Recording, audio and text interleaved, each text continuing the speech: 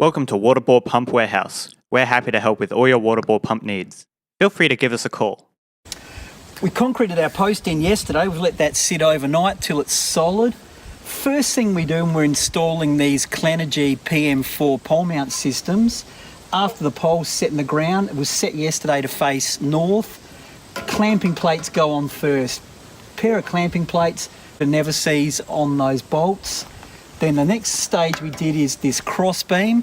That mounts across first, and we know from the instructions here that we printed off from our Compass software that this one's set at 30 degrees facing north. So we used this an iPhone app again to set that at 30 degrees.